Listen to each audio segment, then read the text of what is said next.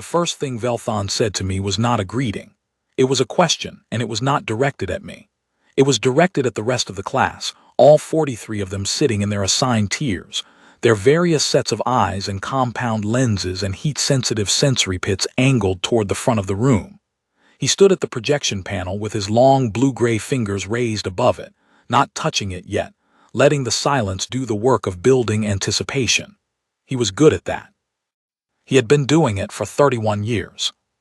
"Can anyone tell me," he said, "why the species seated in the back row consistently scores in the lowest percentile of every entrance evaluation this academy has administered in the last 60 cycles?" 43 students turned to look at me. I was the only one in the back row. I was the only human in the room. I looked back at them without blinking. I had learned a long time ago not to flinch at things that were just words. On Earth, we had a saying. Words were the cheapest weapon in the world because the person using them could always claim they never meant them. Velthon answered his own question before anyone else could. He always answered his own questions. That was part of the style. Because Deathworlders, he said, pronouncing the word the way someone would say something unpleasant they had found on the bottom of their boot, are products of chaos. Their cognition is reactive, not reflective. Their emotional architecture floods their decision-making centers under pressure. They survive their homeworld not through intelligence, but through a particularly fortunate combination of biological stubbornness and statistical luck compounded over several million years. A few students laughed. Some just looked relieved that they were not the ones being described. A silver-skinned student in the second row, a Devathi I had learned from a world with gravity about half of Earth's, which would explain the easy confidence that comes from never having had to work very hard to hold yourself upright, was writing something in his notes. I could not see what. I suspected it was not a counter-argument. I picked up my stylus and wrote the date at the top of my page. Then I wrote down exactly what Velthon had said, word for word. I did not know yet what I was going to do with it. I only knew that on Earth, we had a second saying about things that people did out in the open where everyone could see. We called that evidence. My name is Mara Elliott. I was 17 years old when I arrived at the Interstellar Academy of Unified Sciences, which the galaxy called the IAUS, and which my mother had called, standing in the departure terminal back in Wellington with her arms folded, and her chin tilted up in the way she did when she was proud and worried at the same time. The furthest away you have ever gone, and the most you have ever deserved. I had earned my placement through 3 years of competitive examinations, 2 academic endorsements from researchers at the New Geneva Exobiology Institute, and a 40-page research submission on human immune adaptation in high-pathogen environments. The Academy's admissions committee had described it in their acceptance letter as uncommonly specific for an applicant of this age. I had beaten 962 other applicants from 41 species across 6 star systems. Velthon did not know any of that when he stood at his projection panel on the first day of the first week and used me as a negative example, or perhaps he knew and had decided it did not matter. That, I would come to learn, was more likely. Velthon was not ignorant. He was certain, which is a different condition entirely, and in some ways considerably more dangerous. The Academy was built on a space station called Orendal, which orbited a pale orange gas giant in a system so far from Earth that the light from our sun would take 11 years to reach it. Everything about the station was built for species with different needs than mine. The corridors were lit in the violet spectrum, because most attending species processed that range comfortably and found full-spectrum light disorienting. The gravity was set at 0.8 Earth standard, which meant I walked around feeling slightly unmoored, as if the ground was offering me less than I was used to, and my body could not decide whether to be relieved or suspicious. The air carried a faint chemical undertone that the orientation documents assured me was completely harmless to humans. I had decided to believe them, mostly because I did not have the equipment to test it, and worrying about it would have been a poor use of attention. My dormitory roommate was a Velhari named Kiran. The Velhari were an insectid species from a temperate, low-gravity world whose primary continent was covered in layered canopy forest so dense that the sky was only visible from the uppermost branches. They had 4 arms, compound eyes capable of processing 14 distinct wavelengths of light, and a complete and principled inability to understand why anyone would eat something that had previously been alive. Kieran had stood against the far wall of our shared room for the first 20 minutes after I arrived, watching me unpack with all 4 arms held still, her antennae pressed flat against her narrow head. I had already learned from the orientation materials that flat antennae meant something between caution and deep concern. "You are the Deathworld human," she said. "Mara," I said. "I read that humans require 8 hours of complete unconsciousness every single cycle or they begin to deteriorate cognitively," she said. "Give or take," I said. "That is a significant vulnerability," she said. There was no judgment in her voice, only observation. She was cataloging, not mocking. There was a difference, and it mattered. "Yes," I said. "It is." I put my boots in the bottom of the closet, straightened up, and looked at her. "Everything has one." She was quiet for a long moment, her antennae shifting slightly from their flat position toward something more upright. Then she said, "I will try not to make loud sounds during those 8 hours." That was how we became something like friends. The Academy organized its students into 5 academic tiers. Tier 1 occupied the front rows of every classroom, nearest the instructor, in the seats with the best projection angles and clearest sound transmission. Tier 5 sat at the back. The assignment was based on the Unified Species Cognitive Index, a ranking system the Academy had applied for 40 years to determine, as its founding documents stated, optimal learning environment placement in accordance with documented interspecies cognitive variation. I had read the founding documents on the transit over. I had also read the papers that underpinned the cognitive index. Almost all of them had been authored by Orathi researchers.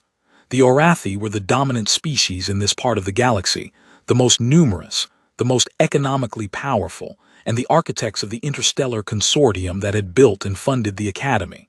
Velthan was Orathi. The majority of the senior faculty were Orathi.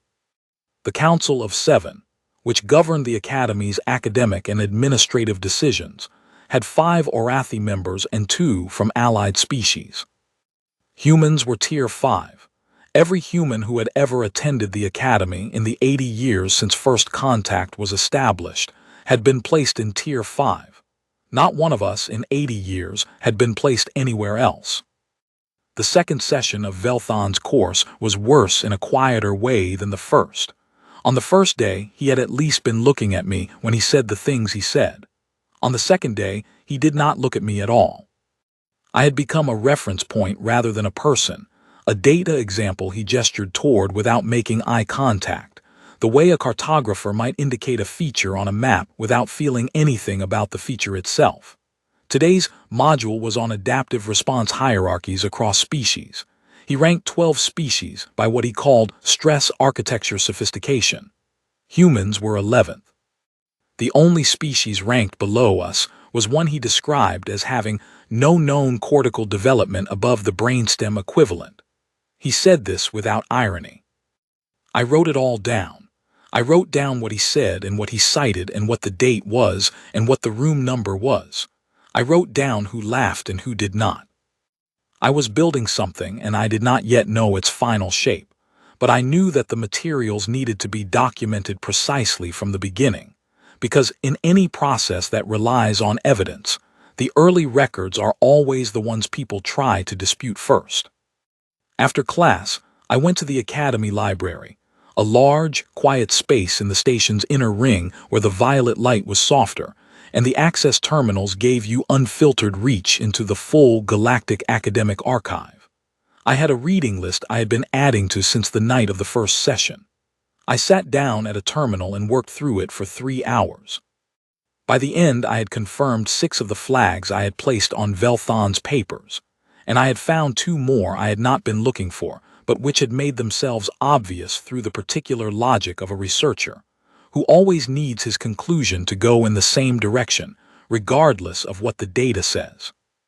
I left the library at the end of the evening period and walked back through the station's outer corridors, where the viewport panels were larger, and the gas giant filled the view on the right-hand side. I stopped at one of the panels and looked at it for a while. It was enormous in the way that things outside a human scale are enormous, not threatening, just incomprehensibly large, existing by rules of physics that operated at a different register than anything on Earth. I thought about the fact that it had been doing this, orbiting, rotating, moving through its vast pattern for longer than our species had existed, before Earth had produced anything that could look at it, before the IAUS had been built, before Velthon had written a single paper. It would still be doing this after all of us were gone. That was in its own way clarifying. I sat in the back row on that first day and watched Velthon present his neurocognitive mapping charts. He had colored them carefully. The Orathi mapping was rendered in rich blue, labeled with words like robust and adaptive. The human mapping was flat gray, the label next to it red, limited upper processing bandwidth. He delivered the words with the same tone a geologist might use to describe the composition of ordinary rock. It was not contempt, exactly. It was something quieter than contempt, the complete absence of the thought that I might disagree. I wrote down the name of every study he cited. I wrote the slide numbers. I wrote the specific claims and the page numbers he quoted. After class, Kier, and fell into step beside me in the violet corridor. Her antennae were raised at the base but bent at the tip. A position I was beginning to learn meant something between anxiety and the desire to say something she was not certain was welcome. "You were very quiet in there," she said. "I was listening," I said. "He says things like that most sessions," she said, "about the lower-tier species." Last cycle, he delivered an entire lecture on why Yirathi emotional processing produces a permanent ceiling on research innovation. One of the Yirathi students walked out. She paused. They were given a formal disciplinary notation on their attendance record. "What happened to Velthon?" I said. "Nothing happened to Velthon," she said. "He has tenure. He has 31 years of published research. He has 2 former students on the council." I let that information settle into place, each piece finding its position in a picture that was beginning to show its shape. "Kieran," I said, as we reached the corridor junction that branched toward the dormitory wing, "is there any formal process for challenging what an instructor presents, academically?" "Through official channels." Her antennae pressed flat immediately. "There is a protocol," she said after a moment. "The formal academic dispute. Any enrolled student may invoke it against any member of the faculty. The case is heard before the Council of 7. She stopped walking and turned to face me. "No student has invoked it against a tenured senior instructor in 30 cycles. The last student who filed a complaint against a faculty member of any rank had their enrollment placed under performance review." "What happened to the instructor in that case?" I said. "Nothing," she said. "I see," I said. "You should not think about it," she said. "I am not thinking about it," I said. That was technically true. I was not thinking about it yet. I was still in the first phase, which is gathering. On Earth, when you are dealing with something large and unfamiliar, the worst thing you can do is move before you understand it fully. You need to know the shape of a thing before you decide how to face it. That night, I pulled up the academic research archive on my reader and searched for every paper Velthon had published on Deathworld species in his 31 years at the Academy. There were 14 of them. I downloaded all 14 and began reading in order of publication date. By the 3rd paper, I had my first note flagged in red. By the 7th, I had 6 flagged. I did not sleep the full 8 hours. I slept 6 and spent the other 2 reading. Kieran did not make any sounds during those hours. She sat on her side of the room under a soft violet lamp and worked on a translation problem. At some point, well after midnight, she looked up at me. "You said you were not thinking about it," she said. "I changed my mind," I said. She looked at me for a moment. Then she said something I would return to many times in the weeks that followed. On my world, there is a word for what you are doing right now. It does not translate well. The closest I have found in any other language is something like the act of deciding that a thing which has been wrong for a long time has been wrong long enough. I looked at the screen. 14 papers, 11 errors found so far, and I was only halfway through. That is a good word, I said. You should still be careful, she said. I know, I said. She turned back to her translation. I turned back to the archive. Outside the small circular viewport above my desk, the gas giant filled the lower half of the view, enormous and patient and completely indifferent to everything happening on the station above it, the way enormous things tend to be. I looked at it for a moment, then I looked back at my screen and kept reading. The stress response demonstration happened on a Tuesday, which was the Academy's equivalent of a midweek mandatory session. Velthon announced it at the start of class with the casual authority that comes from decades of never being questioned about anything. Today, he said, adjusting the projection to display a sequence of physiological monitoring charts, we will observe cross-species stress response variation in real time. This is a documented methodology used in comparative xenobiology research. All participating students signed consent documentation during enrollment orientation. He looked at me. I had signed the enrollment orientation packet. It was 412 pages long. The translator assigned to new human students had flagged it as standard administrative documentation. I had signed it because every other student had signed it, and because at the time I had been more focused on finding my dormitory before the first meal period ended.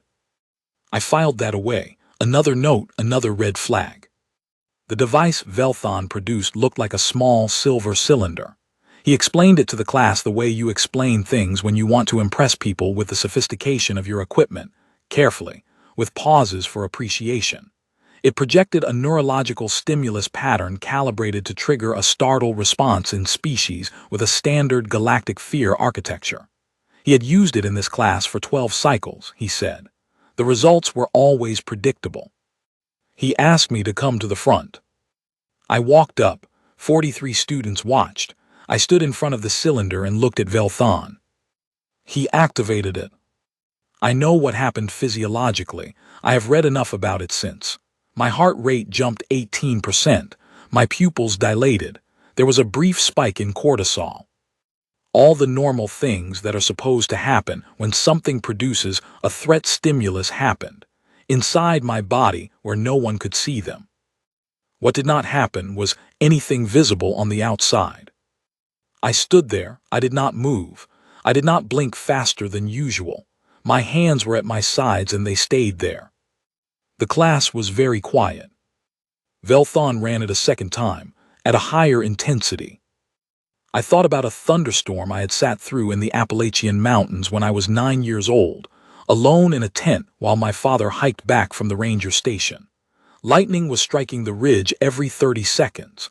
I had lain in my sleeping bag and counted the seconds between flash and sound, tracking the storm's distance the way he had taught me. I had been afraid.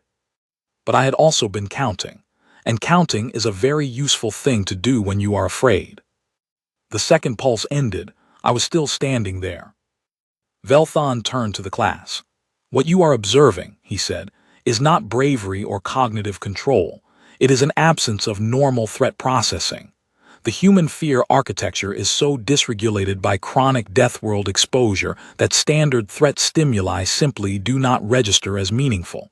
It is, in a clinical sense, a form of damage. I walked back to my seat. I did not say anything. I was not ready yet, but I wrote down the word he had used, damage. I thought about what Earth had asked of every living thing that had ever tried to survive on it. I thought about bacteria developing resistance. I thought about immune systems learning to recognize 10,000 pathogens. I thought about evolution, which is the slowest and most patient argument in the universe, and which never loses because it has no deadline and no ego. Damage, I wrote. Then I wrote below it, or adaptation, Which one depends entirely on who is doing the measuring. Kieran was waiting for me in the corridor after class. Her antennae were in a position I had not seen before. A rapid, tight oscillation, she later told me, was the Velhari equivalent of barely contained fury on someone else's behalf. That was wrong, she said. Yes, I said. He called it damage, she said. He did, I said. You should have said something, she said. Not yet, I said. Kieran, how much time do we have before the next academic review cycle? She looked at me, understanding the shift in the conversation. I had stopped asking casual questions. I was asking logistical ones. 6 weeks, she said slowly. Good, I said. I need 5. The second practical lab assignment also happened that week. The task was to analyze a biological dataset from a newly cataloged Deathworld organism, a predatory species from a high-pressure oceanic world in the outer reaches of the fourth galactic arm, and identify primary adaptation markers. Velthon assigned us to groups. Every student in my group was Tier 4 or Tier 5. He had sorted the low-tier students together and called it, without any self-consciousness whatsoever, balanced grouping for equitable participation outcomes. I wrote that phrase down too. In the lab, the Devathi student from the second row, the silver-skinned one whose name I had since learned was Preth, examined the dataset with the air of someone conducting a charitable exercise. He turned to me with the particular expression that people wear when they have decided to be generous to someone they do not expect much from. I assume you are familiar with Deathworld biology, he said, given the obvious. Show me the dataset, I said. He looked at me for a moment, then he turned the screen toward me. I found 3 adaptation markers in the first 40 minutes that the rest of the group had not identified. Preth entered them into the report without acknowledging who had found them. That was fine. I was not collecting credit from him. I was collecting data about what happened in this room when a human contributed something that mattered. What happened was nothing. No one looked surprised. They had simply not expected anything useful from me, and when it came, there was no framework for it, so it was processed without comment and filed as unremarkable. That was useful to know.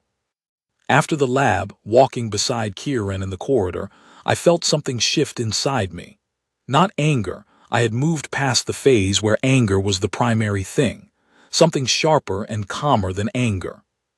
The kind of clarity that arrives when you have been watching something long enough to finally see the whole shape of it. The next 5 weeks were the most productive of my life.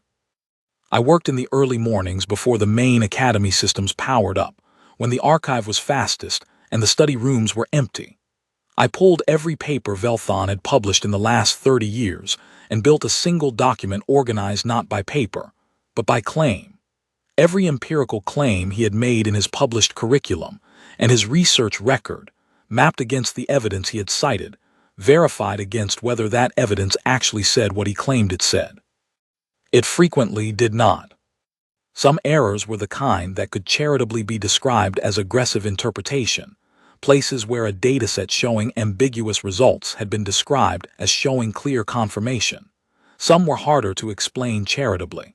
There was one paper on human reaction time under cognitive load that had used a testing protocol specifically designed for species with a 3-hemisphere neural architecture. Humans have a 2-hemisphere architecture.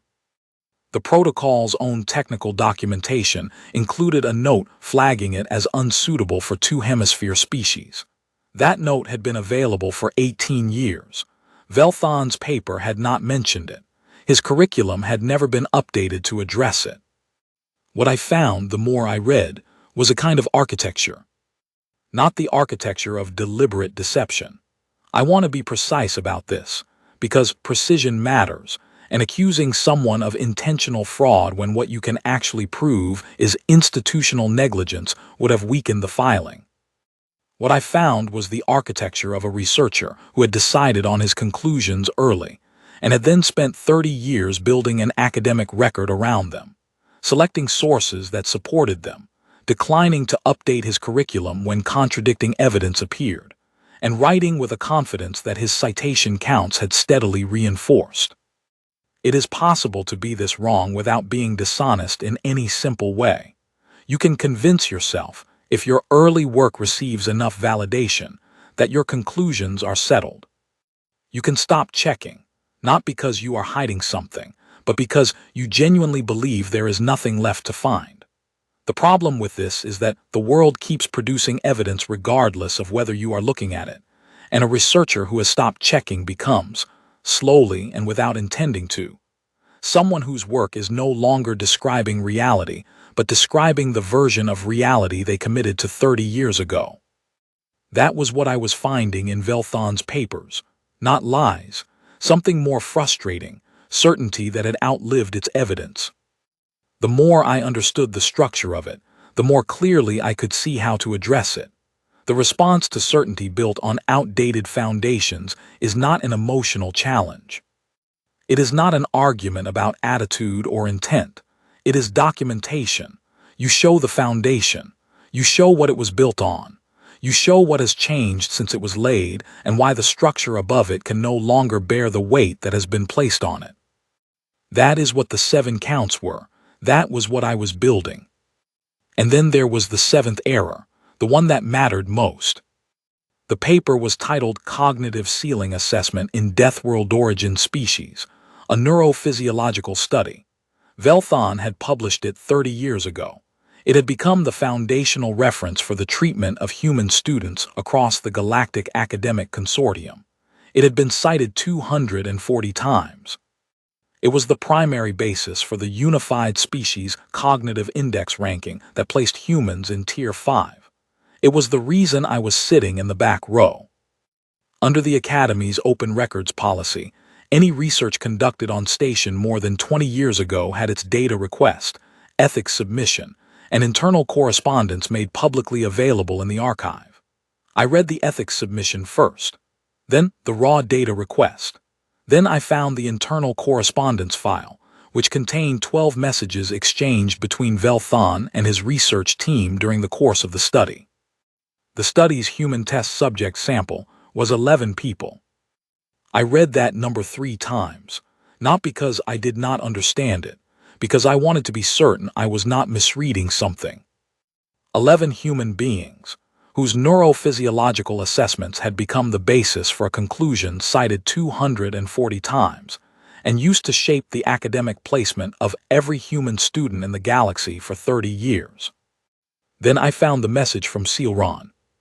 Sealron was listed in the paper's acknowledgments as a junior research associate. The message was sent from Sealron's research station, account to Velthon's personal academic address on the 3rd day of the study. It was brief. It stated that several of the human subjects were showing elevated stress markers and reduced oxygen saturation levels consistent with hypoxic response, and asked whether the testing schedule should be postponed until their conditions stabilized. Velthon's reply was 2 sentences. He said the timeline could not be adjusted. He said the data would be sufficient. I sat with that for a long time. I thought about Sealron, who had been a junior researcher 30 years ago and had asked the right question and received 2 sentences back, and then stayed quiet for 3 decades while the paper was published and cited and used. I thought about 11 human beings sitting in a testing room with their blood oxygen dropping below the normal human threshold, being asked to solve problems and respond to stimuli while instruments measured their performance. I thought about what Velthon's paper eventually concluded, that this was what human cognitive capacity looked like at its normal best. The thing about finding Sealron's message was that it did not feel like a discovery in the dramatic sense. There was no sudden clarity, no shock of realization. It arrived the way most true things arrive when you have been looking carefully, quietly, with the quality of something that was always there waiting to be found. I read the message. I read Velthon's reply.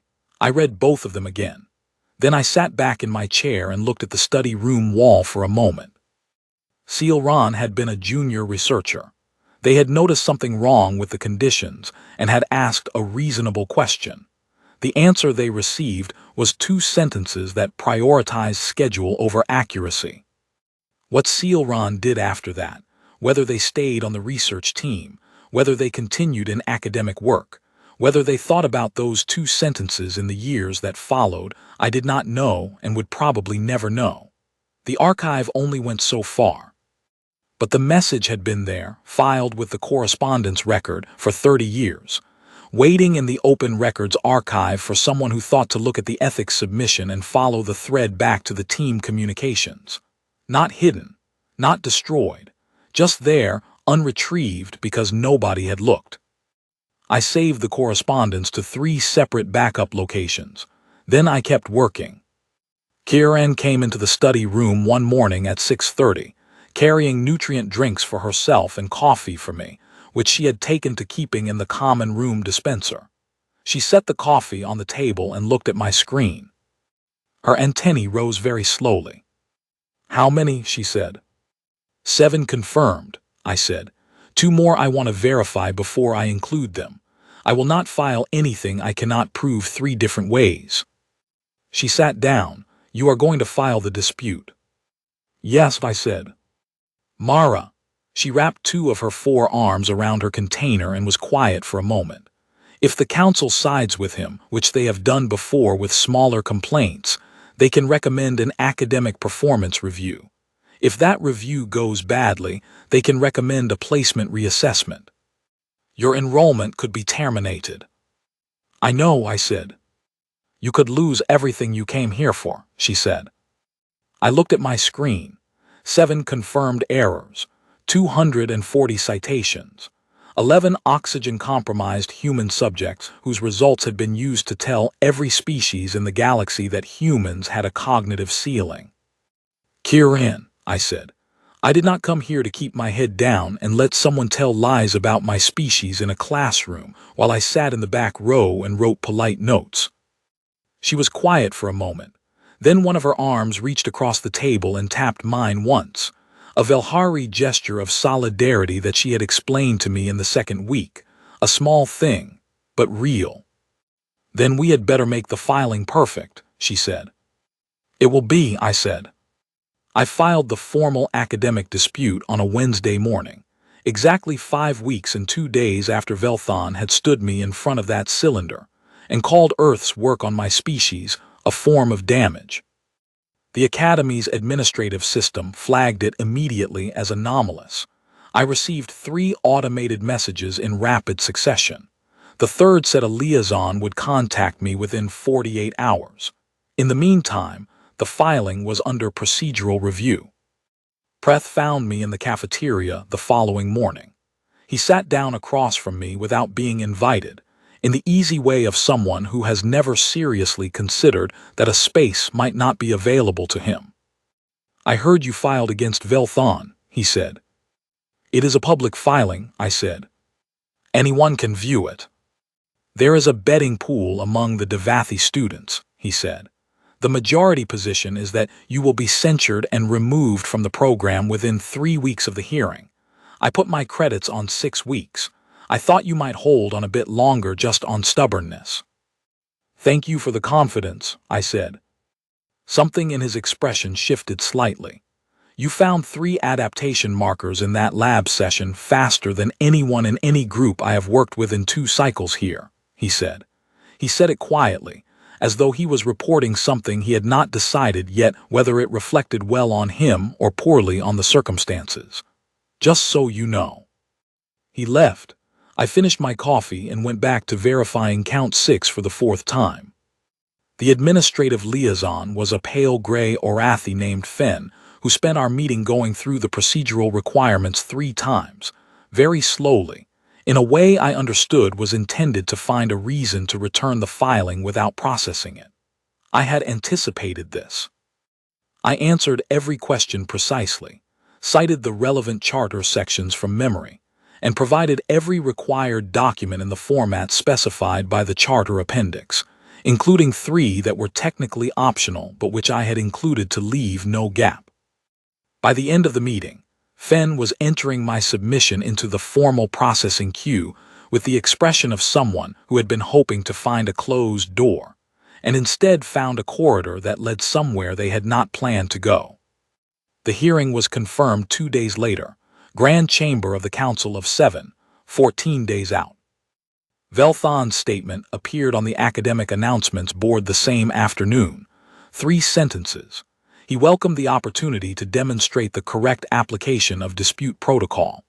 The hearing would serve as an educational example of rigorous scientific thinking.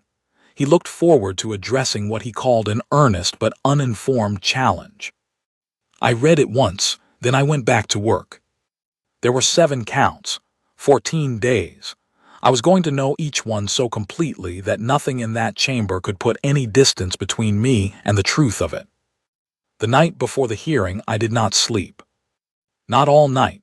I slept 4 hours, which was enough to function clearly, and considerably more than 0, which was where anxiety would have left me if I had let it direct the evening.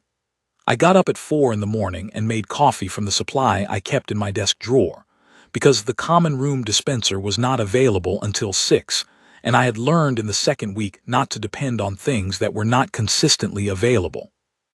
I read the correspondence from Sealron one more time, not because I needed to, because I wanted that to be the most recent thing I had read when I walked into the chamber. I wanted to carry it with me, not the anger of it, but the clarity of it. The simple, plain, documented fact of what had happened and what it had been used to build. Then I ran through my notes for all 7 counts in sequence.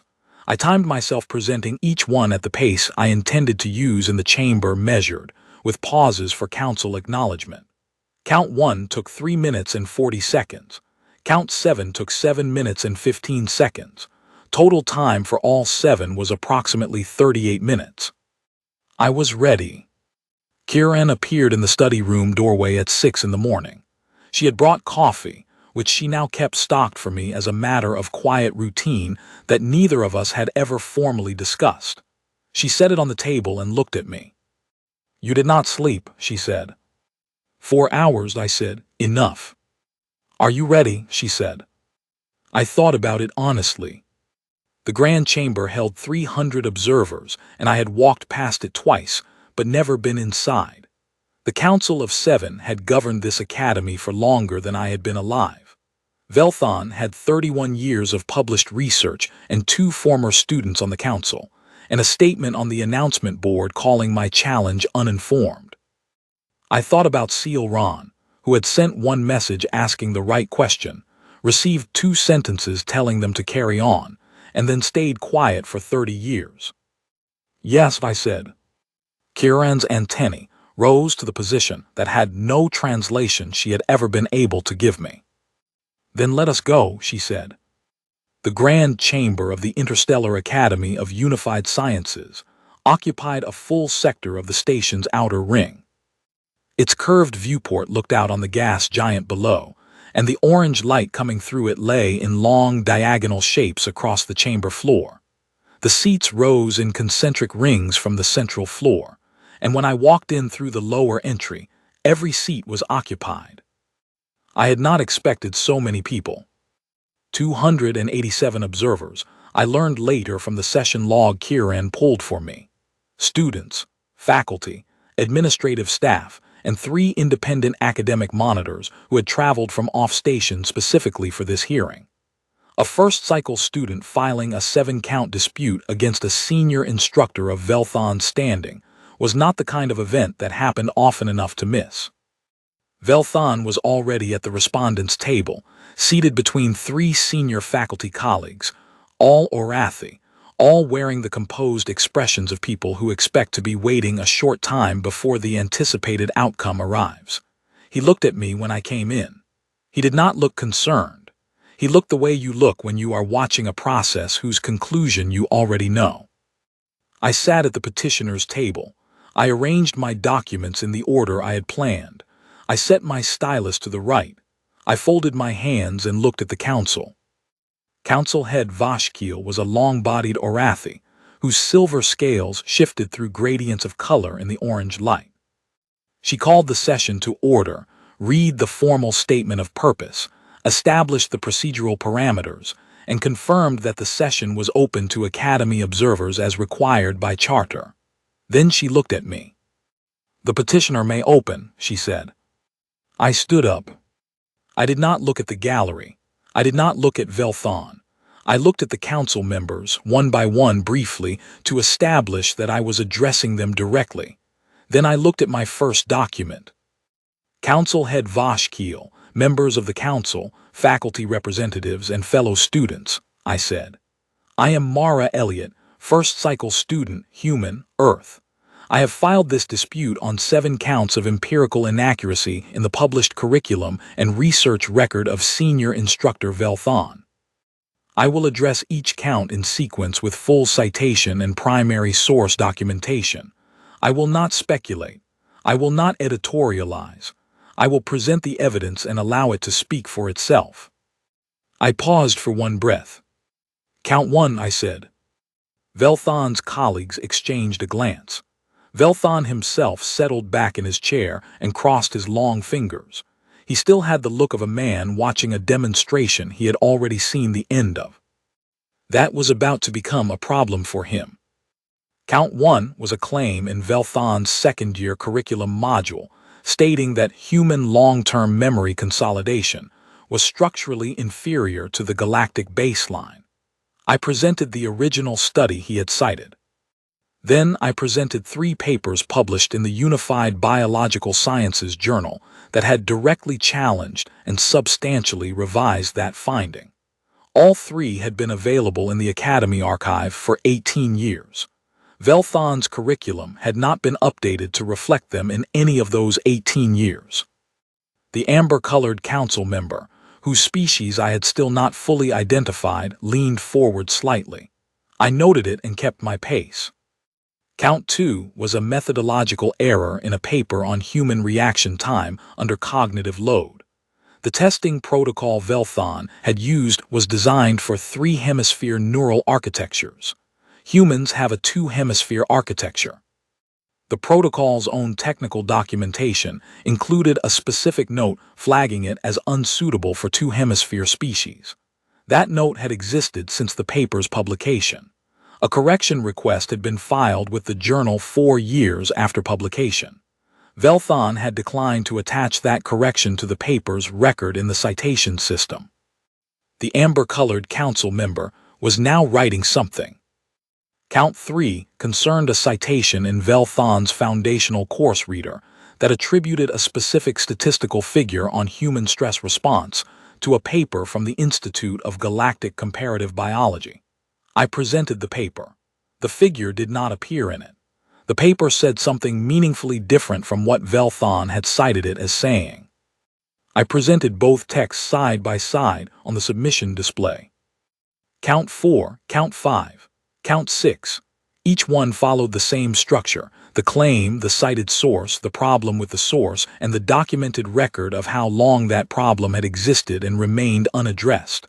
My voice was level throughout. I did not move except to turn a page. The chamber was very quiet. Velthon spoke twice during the first 6 counts. Both times he addressed Vashkiel rather than me. The first time he said the discrepancies fell within acceptable scholarly interpretive variance. The second time he said I was mischaracterizing the broader research consensus. Both times I waited until he had finished. Then I cited the specific passage that addressed his objection directly. Both times after I finished, there was a silence with a particular quality, not empty, but full. The way a silence is full when many people are processing the same thing at the same moment. Between Count 3 and Count 4, one of the council members, an older being from a species I had not encountered before my time at the Academy, with long pale limbs and eyes that reflected light differently depending on the angle, leaned slightly toward Vashkiel and said something I could not hear at the distance of the petitioner's table. Vashkiel did not respond visibly. But the amber-colored council member who had been writing since Count 1 looked up from the page and looked at me directly for a moment, in a way that was not hostile or even particularly evaluative.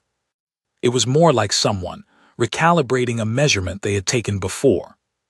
I kept going. Count 4 was the one I had almost not included.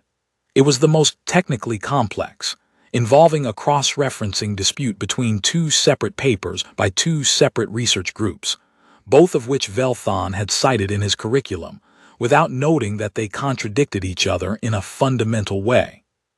Understanding why they contradicted each other required knowing something about the different experimental conditions each had used, which was information buried in the methodology sections rather than in the abstracts, the sections that most people citing a paper do not read. I had read them. I presented the contradiction and explained it in the simplest terms I could find, and I watched the Amber Council member's pen start moving again halfway through. Count 5 was simpler, a dataset cited as showing one thing which actually showed something quite different when you read past the summary table. I presented both. I did not editorialize about what the difference meant. I let the difference speak, which it did clearly without any help from me. Count 6 I had been most uncertain about including, not because the evidence was weak. The evidence was solid, but because it was the oldest of the 7 errors, from a paper published 26 years ago, and I had wondered whether the council might feel that a 26-year-old error was too distant to be relevant. Then I had decided that age was not an argument in favor of an error, only in favor of how long it had been allowed to persist, and I kept it in the filing. Then I came to count 7. I paused before beginning it, not for any theatrical reason, because I wanted to be completely settled before I spoke. I had checked this section more than any other.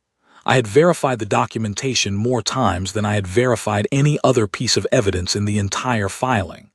I wanted there to be no tremor in my voice, no break in the sequence, no moment that could be interpreted as uncertainty. I was not uncertain, but I wanted the chamber to know that. I had been in exactly 4 hearings worth of experience now, counting practice runs alone in the study room, and I knew that what mattered most in the moment before you began was not confidence. It was clarity. I had clarity. In the 42nd cycle of the Academy's academic record, I said, Senior Instructor Velthon published a paper titled Cognitive Ceiling Assessment in Deathworld Origin Species, a neurophysiological study. This paper has been cited 240 times in the Galactic Academic Record. It has been used to inform the Unified Species Cognitive Index framework that governs academic tier placement at this academy and at 14 affiliated institutions. It is, by citation count and policy influence, the most consequential paper in the literature on Deathworld origin species produced in the last 30 years. I opened the final document folder. The paper's conclusions state that humans demonstrate a measurable cognitive ceiling, placing them below the galactic median in 7 out of 10 key assessment categories. These conclusions are described as derived from a study conducted under standardized assessment conditions. I looked up from the page.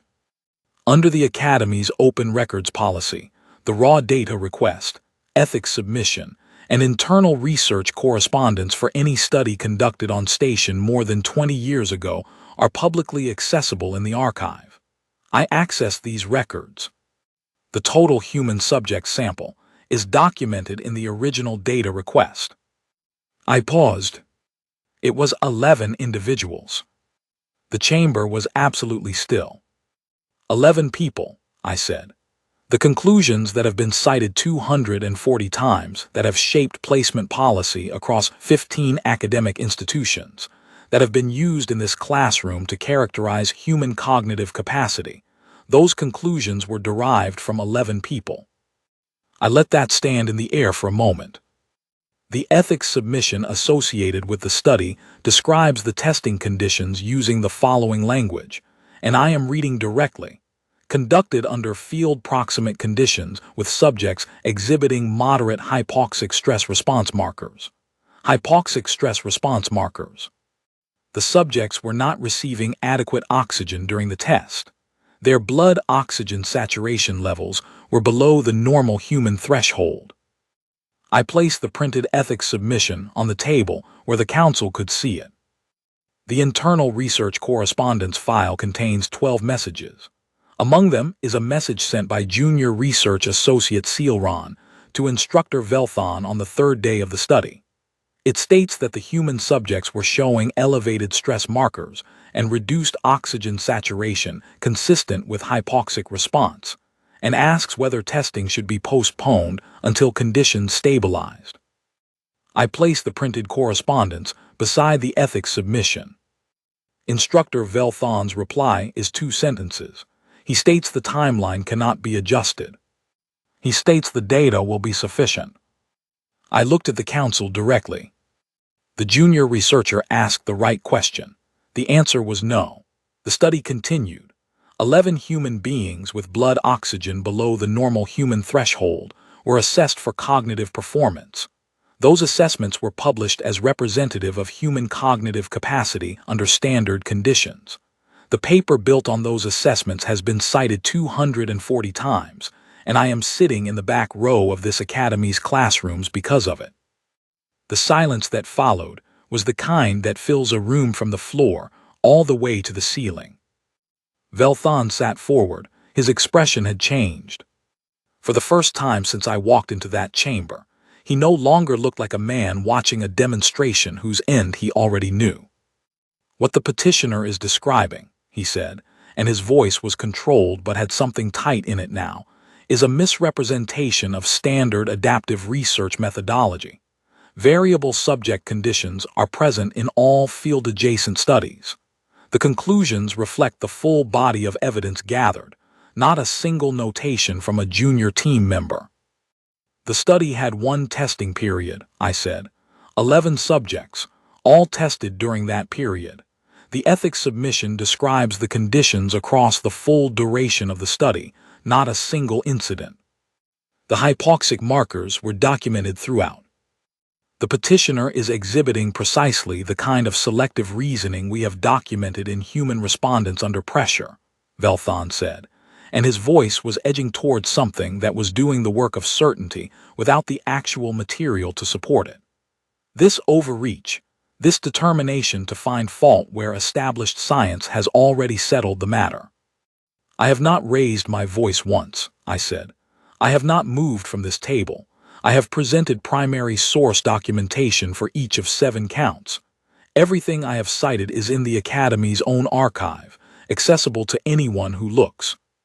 If that constitutes selective reasoning, I would genuinely like to understand what you would describe as rigorous method." A sound moved through the gallery, not words, just a sound. Vashkiel raised one hand. The room went quiet. "Instructor Velthon," she said, "do you dispute the authenticity of the correspondence document the petitioner has submitted?" A pause. "The correspondence exists," he said. "The context surrounding it is considerably more complex than has been represented here." "Do you dispute that the document is accurately reproduced from the archive?" Vashkiel said. A shorter pause. "No," he said. Vashkiel looked at her council colleagues. Something passed between them quickly and silently. "The council will take a brief recess," she said. They left through the side door. I sat down. I placed my hands flat on the table and looked at them. 4 minutes and 17 seconds. I counted everyone. When the council returned and Vashkiel took her seat, the chamber had the quality of a held breath.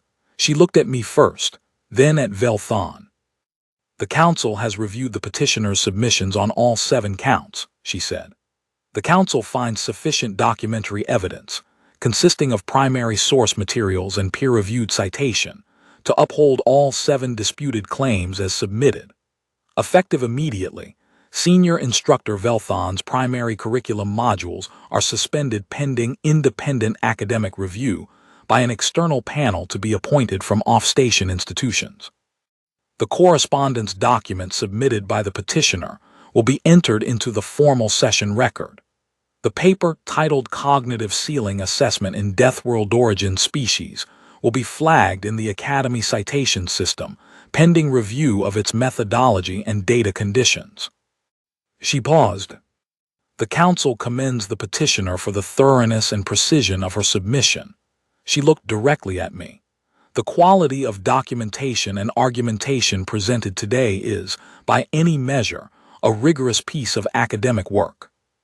The chamber did not erupt. There was no cheer, no sudden noise, but there was a sound, A long, collective exhalation from nearly 300 beings who had all been holding something in for slightly different reasons. And inside that sound was something I had not fully anticipated feeling. It was not triumph. Triumph would have been lighter. This was heavier and more true. It was the feeling that comes from doing something that needed to be done, and doing it correctly, when doing it correctly was the only thing that had ever actually mattered about doing it. I gathered my documents. I stood up. I walked out of the grand chamber through the lower entry into the violet-lit corridor. The orange light from the gas giant lay across the corridor floor in long shapes, the same ones it had always made. I stood in that light for a moment. My hands were steady. My breathing was exactly normal. I leaned against the corridor wall and let myself be still. Just still. The morning after the hearing, no one knew how to talk to me. That was fine. I did not need them to. The academy felt different the way spaces feel when something that was background noise for everyone is suddenly gone. Not silent, just shifted. The air in the common corridors had a different quality to it, or perhaps I was only reading the people moving through it differently. Velthon's name was in every cluster of conversation I passed, used in the clipped, careful way that people use a name when they are still figuring out how to frame what happened around it. Preth passed me before the first morning session. He stopped, which he had not done before in a corridor, and looked at me with an expression that had moved past whatever category he had previously assigned me to. "You cost me 400 credits, he said. "I am sorry about that," I said. "No," he said, "you are not." "No," I said, "I am not." He almost smiled. It was in his eyes more than anywhere else, a small, quick thing that I thought he probably did not show people very often. Then he walked on. I thought about what that cost him, the tiny revision it required of a framework he had probably never had a good reason to examine before. I filed it as a useful piece of information about him. Not everyone, when forced to update their view, updates it cleanly. Preth appeared to be someone who could. That was a thing worth knowing. Velthon's classes were reassigned to a substitute named Peel Vass, a younger Orathi who spent the first session visibly unsure where to position herself in the room, whether to stand where Velthon had always stood, whether to use the same projection panel, whether any of the room's arrangements carried weight she should not disturb. She assigned independent reading and left us to work, which I thought was a reasonable approach given the circumstances. I used the time to look at count 8 of my as yet unfiled next round. The research for it was not complete. I would not file it until it was. Velthon himself appeared once in the faculty corridor 2 days after the hearing. We were walking from opposite directions in a corridor too narrow to comfortably avoid. He looked at me. I looked at him. Neither of us said anything. We walked past each other. That was the entirety of it. He was reassigned to a non-teaching research position within 2 weeks. The formal announcement described it as a mutual agreement for a period of independent study, which is the kind of language institutions use when they want the record to show cooperation rather than consequence. I read the announcement once and did not write anything down. There was nothing there worth preserving. The harder thing in those weeks was not the logistics. The logistics were manageable. The external review panel was being assembled. The curriculum suspension was in place. The citation flag had gone through the network to every database that referenced the cognitive ceiling assessment paper. The process was moving. That was what processes did when they had been properly started. The harder thing was internal and harder to name. I had expected relief after the hearing. I had felt it briefly the first night, a clean, light feeling of completion. But underneath it, and lasting considerably longer, was a heaviness I had not prepared for. Not sadness. More like the feeling that comes when you have walked a very long distance to correct a mistake that should never have existed, and you are glad you walked it, and you are still tired. 11 human beings had sat in a testing room with their oxygen dropping, and had been assessed, and their results had been published and cited, and used to construct an institutional reality that had shaped every human student across 15 academic institutions for 30 years. And the reason all of that had happened was not complexity. It was not a difficult ethical situation where reasonable people had weighed competing considerations and made a defensible call. Velthon had received a message from Sealron saying the conditions were wrong, and he had replied in 2 sentences that the timeline mattered more. That was the whole of it. And for 30 years, 240 researchers had cited that paper. None of them had pulled the raw data request. None of them had read the ethics submission. None of them had noticed or looked for a sample size of 11. Perhaps they had trusted the name on the paper. Perhaps they had been busy, as researchers always are.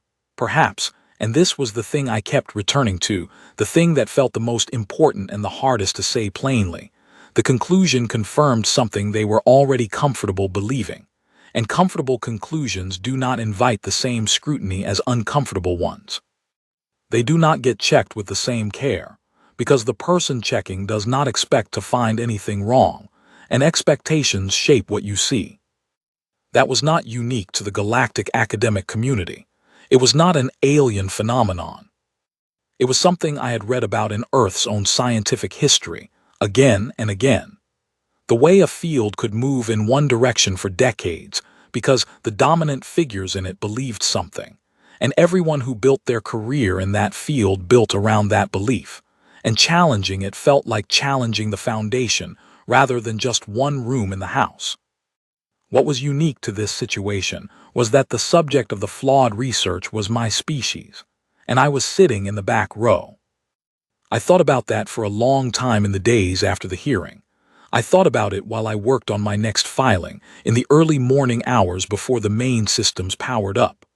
I thought about it during Peelvass's classes, sitting in my unchanged Tier 5 seat in the unchanged back row. The tier reassessment had been initiated, but the process had its own timeline. I was still where I had always been placed, in the short term.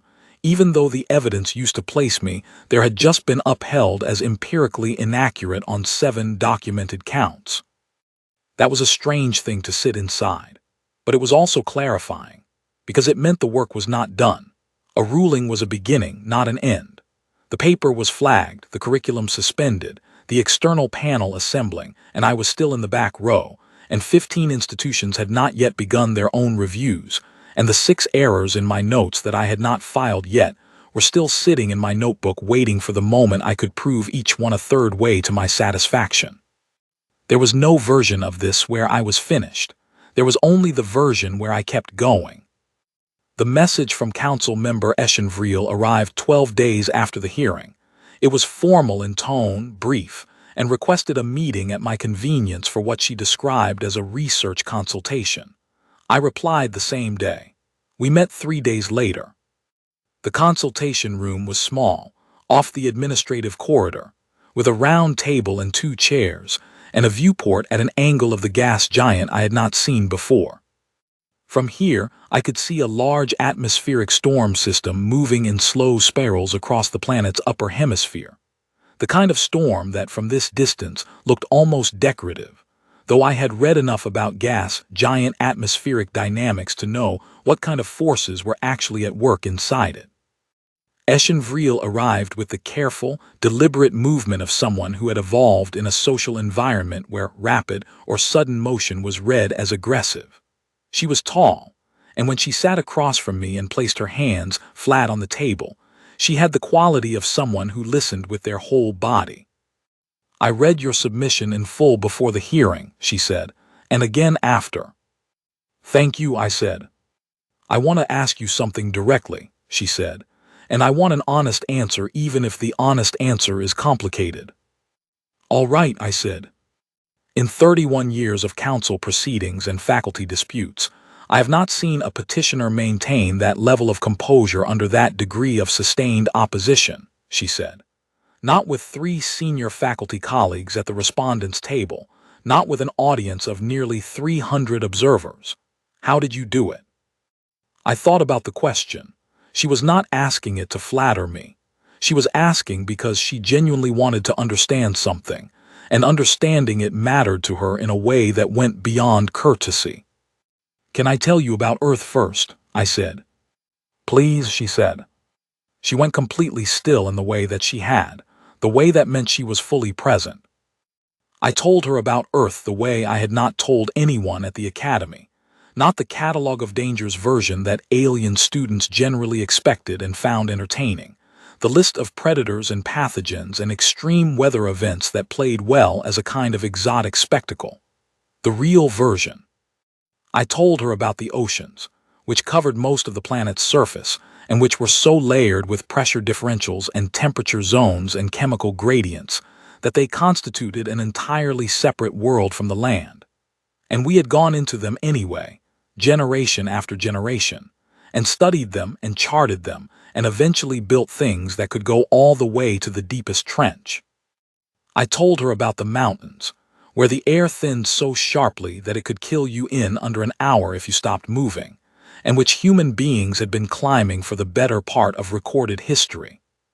I told her about disease, about the centuries before we understood what was making us sick, when things invisible to the eye were the primary cause of death for our species, and how we had found our way through it, not quickly, not without enormous cost, but through the slow accumulation of observation and correction, and the application of what we learned to the next problem.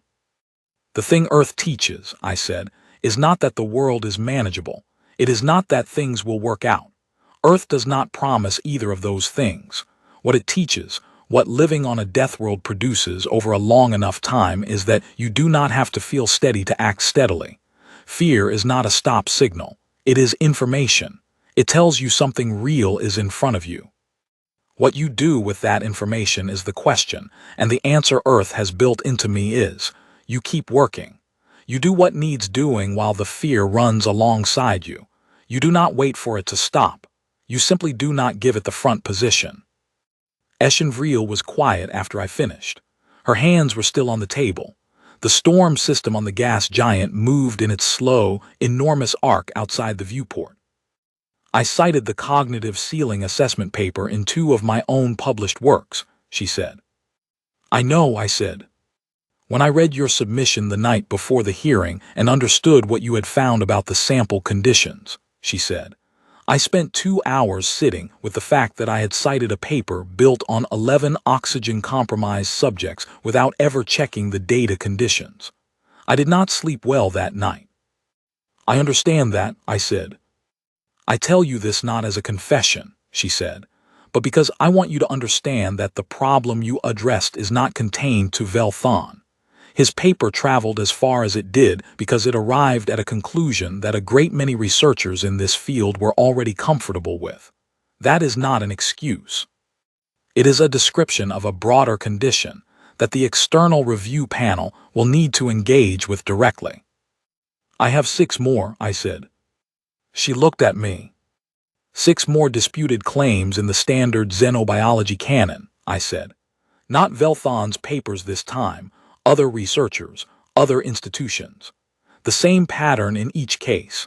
Conclusions that confirmed existing assumptions, built on methodology that does not survive scrutiny when someone actually applies it to the primary sources.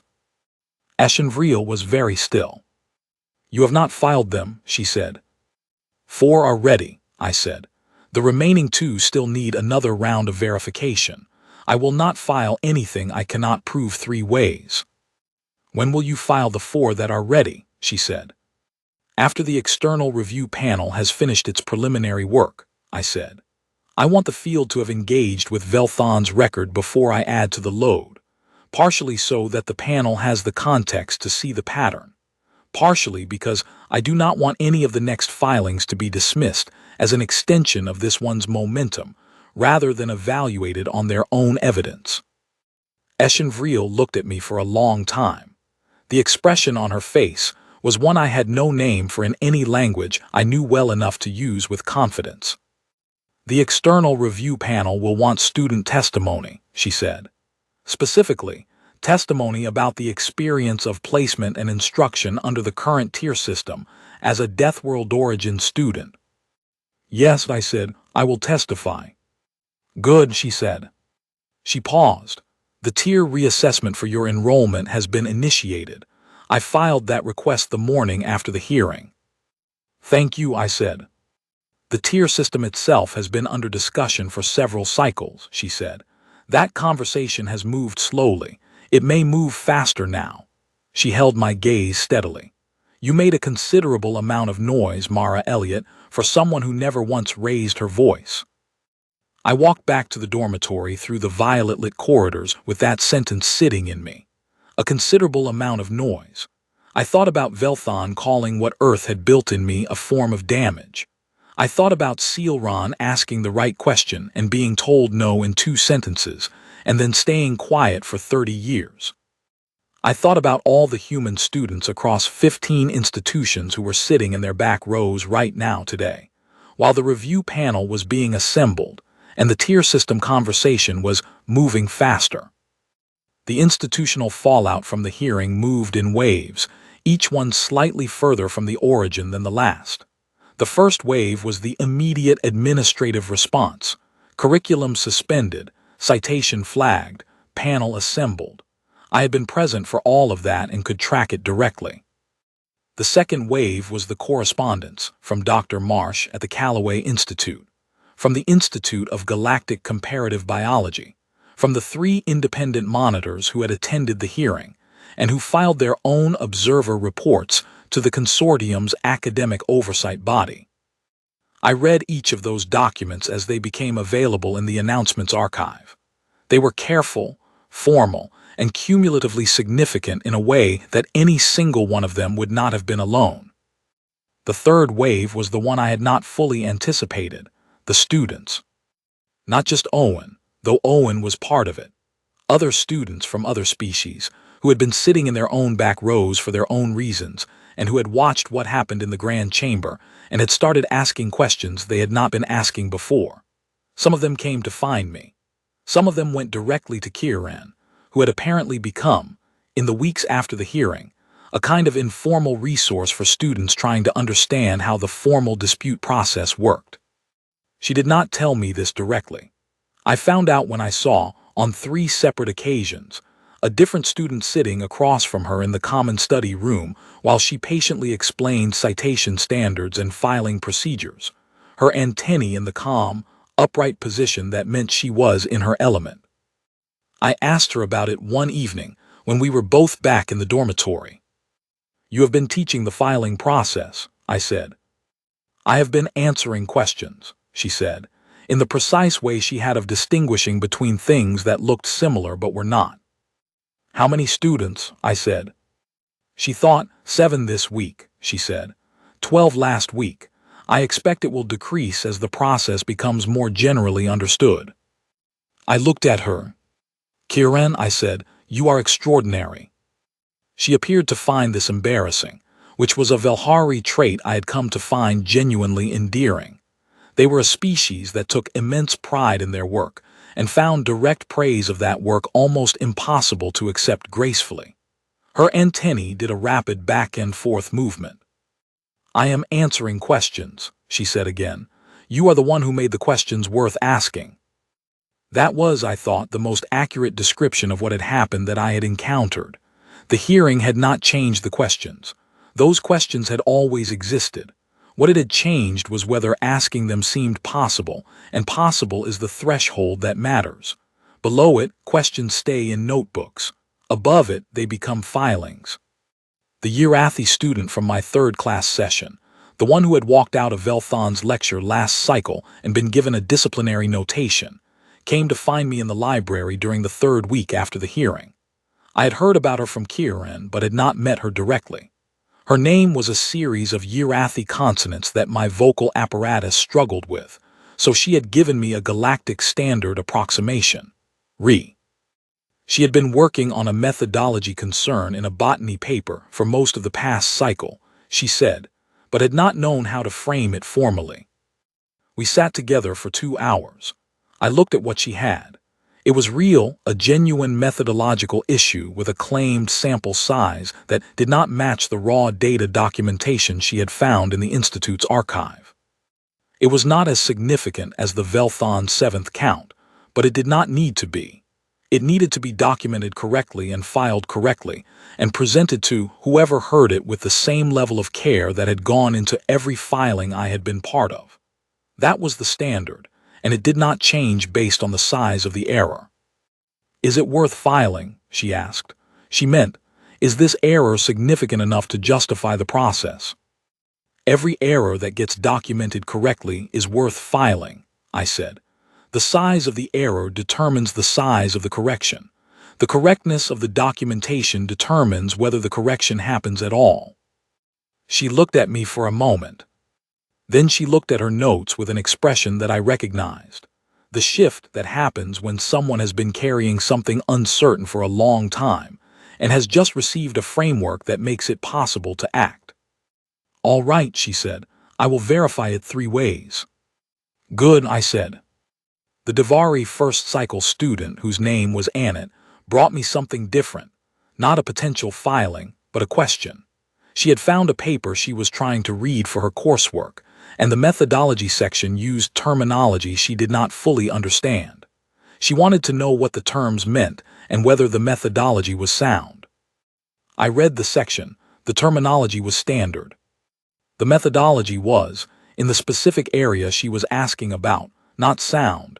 There was a gap between what the instruments used could actually measure and what the paper claimed they had measured. But this was not a situation for a filing. This was a situation for a conversation with her course instructor, with the specific question she now had the vocabulary to ask. I told her that. I told her what to ask. She thanked me and left, and I sat in the library for a moment after she was gone and thought about what that interaction had been.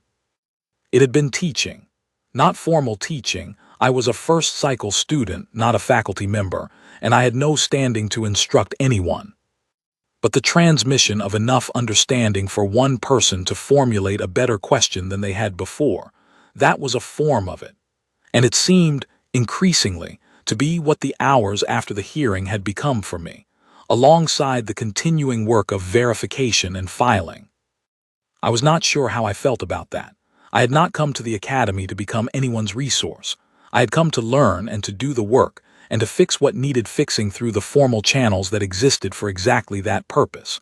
But fixing things formally and teaching people how to notice what was wrong or not, I was beginning to understand separable activities. The filings changed what was in the record. The conversations changed what people looked for. Both were necessary. The record without the looking is a closed book. The looking without the record is a conversation that leaves no trace. I needed to be doing both. That realization settled into me quietly, the way realizations usually arrive when you are not specifically looking for them. I added it to the list of things that would shape what the next year looked like, alongside the 2 verification rounds still needed for counts 8 and 9, and the pending testimony for the external panel, and the tier reassessment process that was ongoing but not complete. Faster was not fast enough, but faster was something, and something was always the thing you worked with until you could make it more. 3 months after the hearing, an Orathi academic journal called the Proceedings of the Unified Sciences Review published a correspondence piece by Dr. Lynn Ackafer of the Callaway Institute. It documented 3 previously unchallenged errors in the standard xenobiological reference materials on human cardiovascular adaptation. The piece was 4 pages long. In the final footnote, it cited my hearing before the Council of 7 as a precedent-establishing event in student-level academic dispute in the field of Deathworld xenobiology.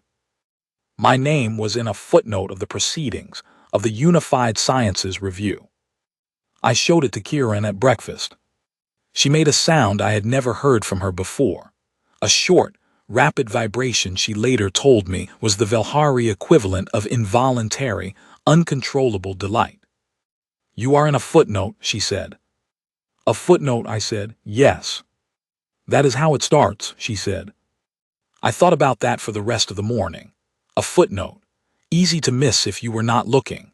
But there, if you looked, permanently part of the record, which was the only thing that ultimately mattered about small things, that they were there, documented, real, and that someone who came after you and needed them would be able to find them. The external review panel had been working for 6 weeks by then. 3 researchers from institutions outside the consortium. a Devari biologist from the Western Academic Network, a Urathi physiologist whose own work Velthon had dismissed in a published paper 8 years ago, and a human researcher named Dr. Colin Marsh from the Callaway Institute, who had been studying interspecies cognitive comparison methodology for 20 years and who, I suspected, had accepted the appointment with some degree of personal investment in the outcome. I had not met any of them yet, but I had read all 3 of their published work, and I thought the panel composition was a careful and deliberate choice. I gave my testimony to the panel on a Wednesday afternoon in a conference room off the main administrative corridor. It was a small room, just the 3 panel members, a recording system, and me. No gallery, no respondent, just questions and answers, which was, in its own way, more demanding than the hearing had been, because in the hearing I had been the one controlling the structure. In testimony, you answer what you are asked and you trust that the questions are aimed at the truth. They were. The Devari biologist asked about the tier placement experience in practical terms, what it meant for access to resources, to study spaces, to faculty attention, to the informal networks of academic contact that in any institution tend to determine as much of a student's trajectory as the formal curriculum. I answered all of it honestly, including the parts that were uncomfortable to say directly, that the back row was not merely a seat position, it was a signal, and signals shape behavior in both directions. The student begins to believe the signal. The faculty begins to respond to the signal.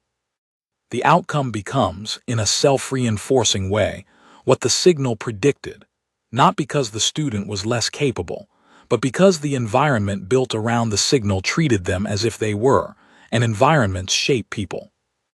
The Urathi physiologist asked about the stress response demonstration. I described it in detail. I described what Velthon had said after it, the word he had used, damage. The physiologist wrote something and did not look up for a moment after I said it. Dr. Marsh asked about the filing process, how I had found the raw data, what had led me to look at the ethics submission, whether I had expected to find what I found.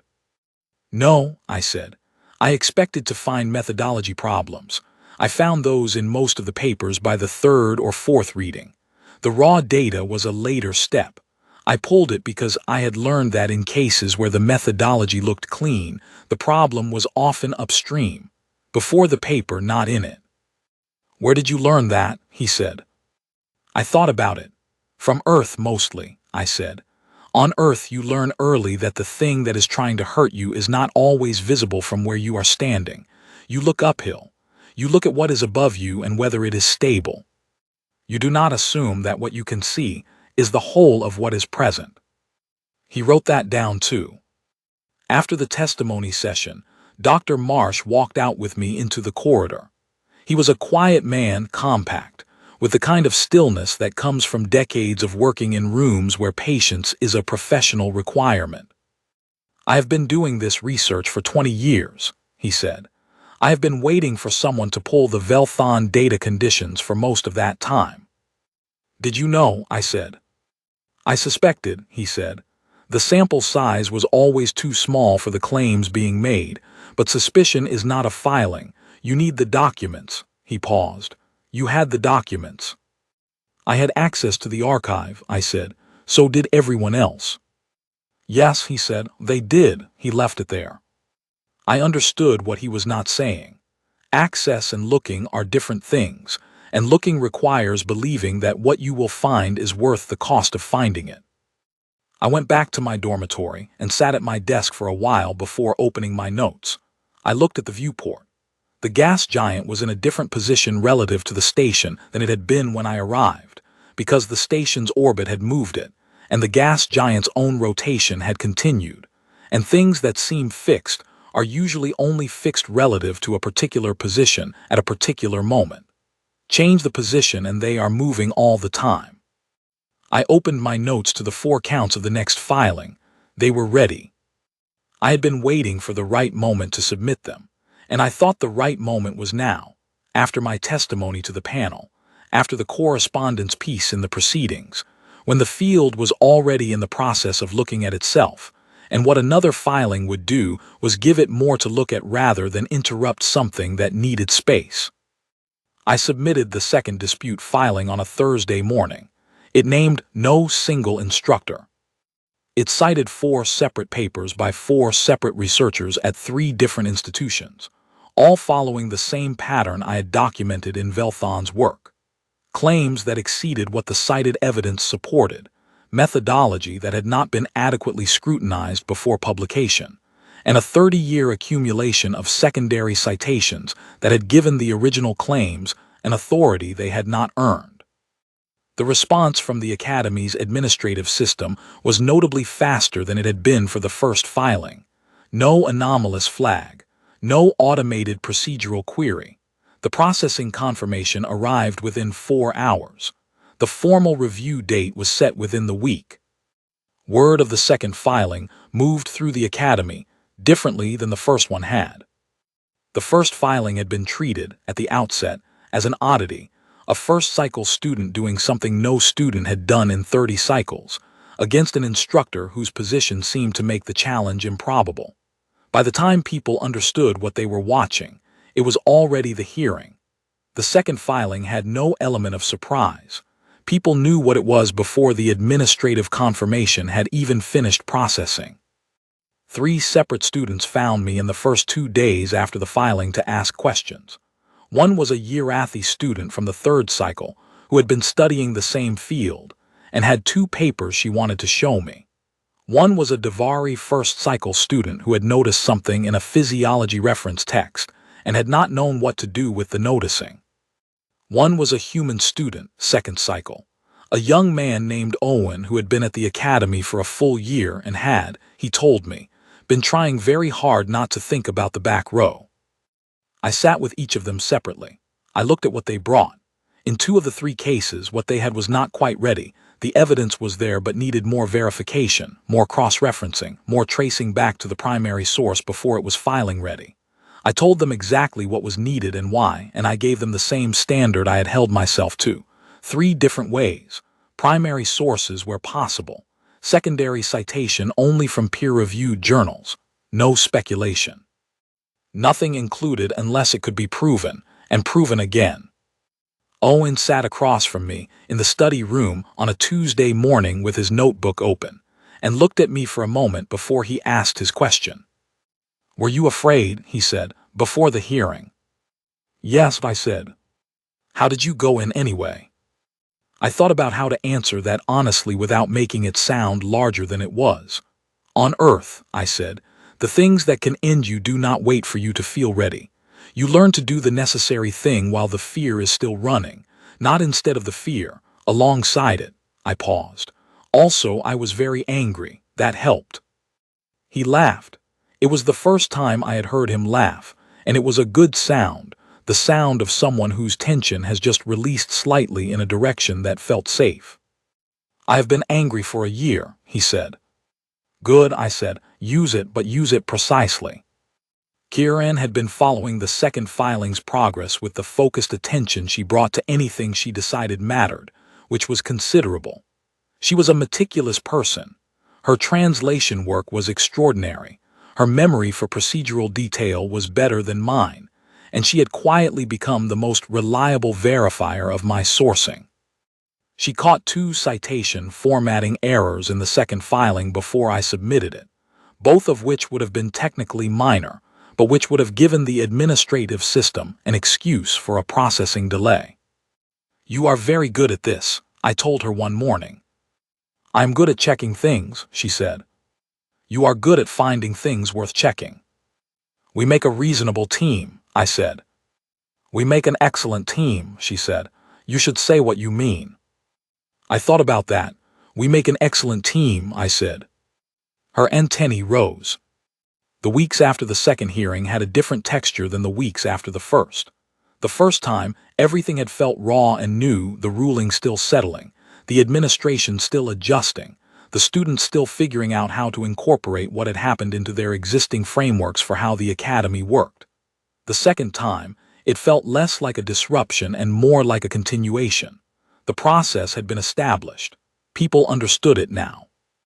They knew what a filing looked like, what a hearing looked like, what the council's role in it was, what the standards were. The unknown had become known, and known things are manageable in a way that unknown things are not. Owen submitted his filing 6 weeks after our conversation in the study room. It was a single-count dispute against a paper in the second-year curriculum that had applied data from non-human subjects to claims about human physiology without disclosure. The documentation was careful and complete. I had reviewed it once at his request and suggested 2 minor additions to the source citation format. That was all it needed. He had done the work. His hearing was shorter than mine. 1 count, clearly documented primary source evidence presented without editorializing. The council upheld it in the same session, without a recess. Afterward, he came to find me in the library. "That was not as frightening as I expected," he said. "It gets less frightening the more prepared you are," I said. "You were very prepared." "I had a good example," he said. I looked at him.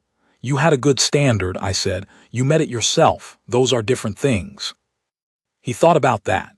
Then he sat down at the adjacent terminal and opened his notes. He had 4 more potential counts he was working through. I had 2 still in verification. We worked in the same room in the same comfortable silence that I had learned was one of the most productive states available to a person present, focused, and not needing anything from the moment except the work itself. The second panel hearing was different from the first in almost every respect. It was quieter, fewer observers, a smaller chamber, a more technical atmosphere. The 4 disputed papers were from smaller, less prominent researchers than Velthon, and the claims were narrower, the corrections more specific. There was no single dramatic moment equivalent to Ceilron's correspondence. There was only the slow, methodical work of demonstrating 4 separate times that someone had published a claim they could not fully support, and that the claim had been used, and that the use had consequences. All 4 counts were upheld. Afterward, Vashkiel found me in the corridor outside the hearing room. She was alone, without the full formality of the council session around her, and she looked, for the first time I had seen, like someone who was tired in a way that was personal rather than professional. "The tier reassessment for your enrollment has concluded," she said. "The result will be formally communicated to you this afternoon. I wanted to tell you myself before the official notice." "Thank you," I said. "You are being placed in Tier 2, she said. I looked at her. "Not Tier 1, I said. "The assessment committee felt that Tier 2 was the appropriate placement given your current cycle standing," she said. "Tier 1 is typically reserved for students in their 3rd or 4th cycle, regardless of performance." I thought about that for a moment. Tier 2. 1 row back from the front, several rows forward from the back. "All right," I said. "I thought you might object," Vashkiel said. "The tier system is still under review," I said. "If the review reaches the conclusion I expect it to, my tier assignment will become irrelevant within the next academic cycle regardless." Vashkiel looked at me with an expression I had seen on her face before, the one that I thought might be something between respect and the particular kind of weariness that comes from being the person responsible for a system you are watching become different than it has been. "Yes," she said, "I expect that is true." "Is the review moving?" I said. "It is moving," she said, "faster than it was." I nodded. "Faster, still not fast enough, but real." 6 weeks after the second hearing, a student at an affiliated institution in the outer consortium, a Yerathi 4th cycle student named one of the council's confirmed pronunciation equivalents for Rienves, filed a formal academic dispute at her own institution, citing methodology concerns with 3 papers in the planetary biology curriculum. She cited my first filing in her own documentation as established precedent for student-level dispute procedure. Her filing was the first of its kind at that institution in over 40 cycles. Kieran sent me the transcript of the announcement when it came through the interinstitution academic network. Her message with it was 3 words: "You made noise." I wrote back, "So did she." Because that was the thing that mattered. Not that I had done it. That someone else had done it next, somewhere else, with their own documentation and their own evidence and their own version of the anger that needed to be used precisely. That the thing I had done had made it slightly easier for the next person to believe it was possible to do. That was not the same as the problem being solved. The problem was very far from solved. There were 6 disputed claims still in my notes, 4 now filed and upheld, 2 still being verified. There were 15 institutions still operating tier placement systems built partly on the foundation of Velthon's flagged paper. The external review panel's full report had not yet been published. The tier system review at the IAUS was ongoing, and its outcome was not guaranteed. There were more errors in the canon. I was fairly certain of that, and I was fairly certain I had not found all of them yet. There was a great deal of work still ahead. That was all right. I had time. I was 17 years old in my first cycle of study at an institution that, when I had arrived, had not known what to do with me except seat me in the back row and hope I stayed quiet. I was not staying quiet. I was not planning to. On a Friday morning, 4 months after the first hearing, I sat down in my new assigned seat, Tier 2, second row from the front on the left side. Peel Vass was still the substitute for the curriculum module that had been Velthon's. She was getting better at it. She had stopped being unsure of where to stand. She made eye contact with the whole room when she talked, including the back. I opened my notebook to a fresh page. I wrote the date. Then I wrote, Counts 8 and 9, Preliminary Verification, Round 2. Kieran was sitting 2 seats to my right, in a Tier 2 seat she had earned through entirely ordinary means. Her translation work had been formally recognized by the linguistics faculty in the previous cycle, and the resulting tier reassessment had happened without drama or documentation or dispute hearings. Just work, recognized. The way it was supposed to work. She glanced over and saw what I was writing. Already, she said. The preliminary verification will take at least another 3 weeks for Count 9, I said. I want to start early. You have been in this seat for less than 1 class period, she said. I know, I said. You moved from Tier 5 to Tier 2, and you have already started on the next filing, she said. The tier was never the point, I said. The point was always the work. She looked at me for a moment. Her antennae rose to the position I had learned to recognize as something between fondness and exasperation, and the kind of respect that comes from watching someone do a thing consistently over a long period of time. You are exhausting, she said. Yes, I said, I know. Peel Vass called the class to order. I put my notes for Counts 8 and 9 in the back of my notebook, opened to the front, and paid attention to the lecture, because the lecture was also where the work happened, and I was not in this room only to file disputes. I was in this room to learn. Those 2 things were not in competition. They were the same thing, approached from different angles.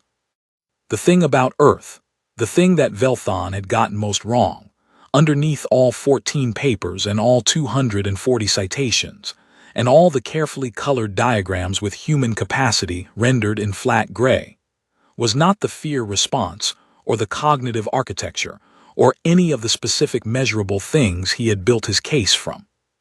The thing he had gotten most wrong was simpler and larger than any of that.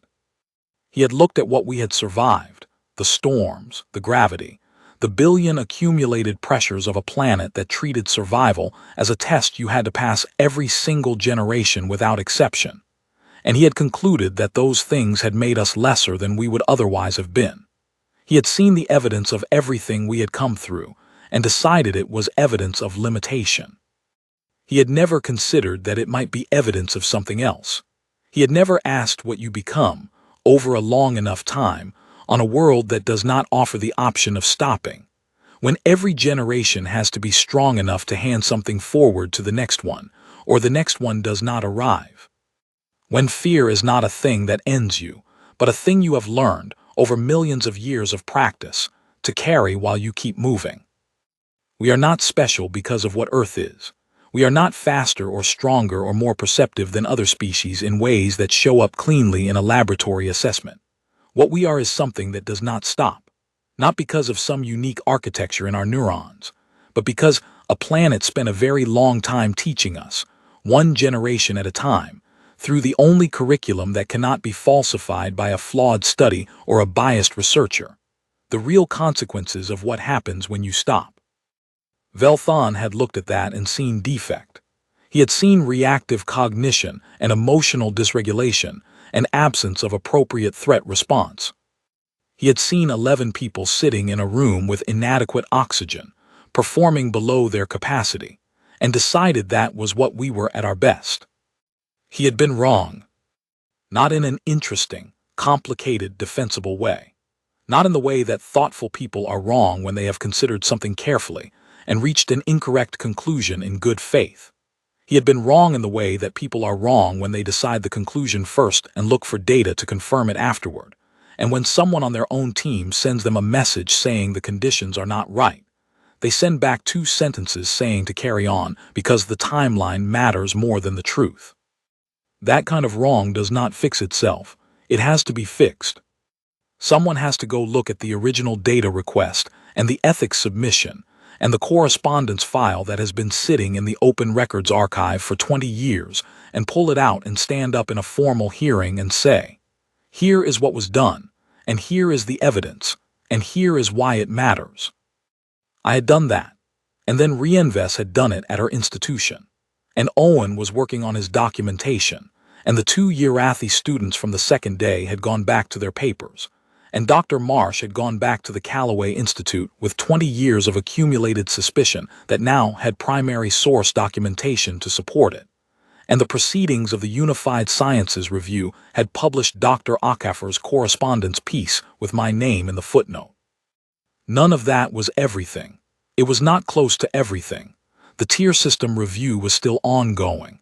The external panel's full report was still weeks away. There were errors I had not found yet, in papers I had not yet read, in fields I had not yet reached. But the direction was clear. And the direction, once it is clear, and once more than one person has started moving in it, is the hardest thing in the world to reverse. I turned to a new page in my notebook.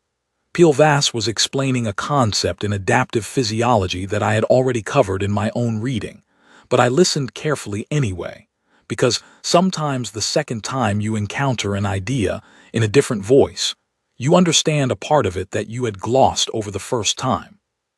The gas giant turned outside the viewport at the end of the room, the same slow, enormous arc it had been making since long before any of us arrived and would continue making long after we left, indifferent and patient and vast. I wrote a note in the margin, something small and specific about Count 8, a connection I had just made between 2 sources I had been treating as separate. I circled it. That was the way it usually happened. Not in the dramatic moments, not in the hearings, but in a classroom on an ordinary Friday morning when you were doing the ordinary work, and a connection appeared that had not been visible the day before. I would check it tonight. I would verify it 3 ways before I let it become anything more than a circled note in a margin.